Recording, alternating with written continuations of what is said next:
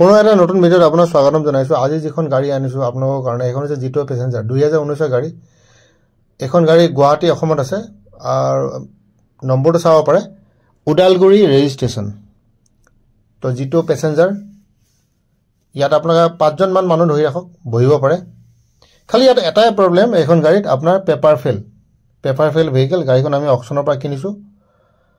গাড়ীখন ঠিকে আছে, 2019 গাড়ী, পেপাৰ ফেল ভেহিকেল, আৰু দামো বেছি নহয়, সেইটো কাৰণে 1,35,000 মান হ'ব।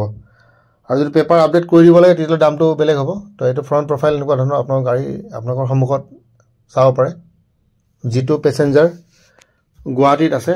আৰু এবাৰ ভিতৰ ফালৰ পৰা মই দেখুৱাই দিওঁ, এইটো হৈছে আপোনাৰ ইণ্টেৰিয়ৰ ছাইড। যি আছে আপোনালোকৰ সন্মুখতে চাওক, অকশ্যনৰ গাড়ীবোৰ এনেকুৱাই থাকে। আমি কিনো আৰু এইবোৰ অলপ চলপ ঠিক চেক কৰি গাড়ীবোৰ বিক্ৰী কৰোঁ। ইয়াত পেপাৰ খৰচাটো আপোনালোকৰ বেক চাইড চাব পাৰে। তো বহুতে মোক সোধে, দাদা জিটো পেচেঞ্জাৰ লাগে, তো এইখন আপোনালোকে চাব পাৰে, দেখুৱাই দিছোঁ, আপোনালোকৰ সন্মুখতে আছে। অলপ চলপ কাম থাকিব, কিন্তু ছাৰ নতুন গাড়ী কিনিব গ'লে মোটামুটি চাওক আপোনাৰ 5 মান ধৰি ৰাখক, ঠিক এপ্ৰক্স কৈছোঁ, অলপ কমো হ'ব পাৰে, বেছি হ'ব পাৰে। কিন্তু এইখন গাড়ী 1,35,000।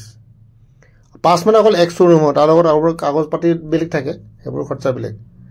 তো 1,35,000 আপোনাৰ। এতিয়া চাওক আপোনাৰ পেপাৰটো মই এবাৰ দেখুৱাই নাই, পেপাৰ চাওক, পেপাৰ ফেল।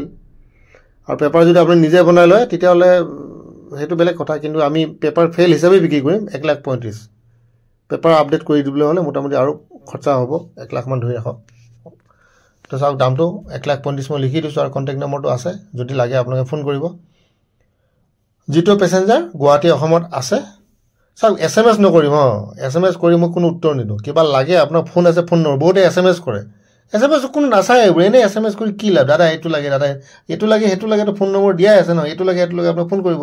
তো ইয়াৰ লগত আজি ভিডিঅ'টো ইয়াতে সমাপ্ত কৰিলোঁ।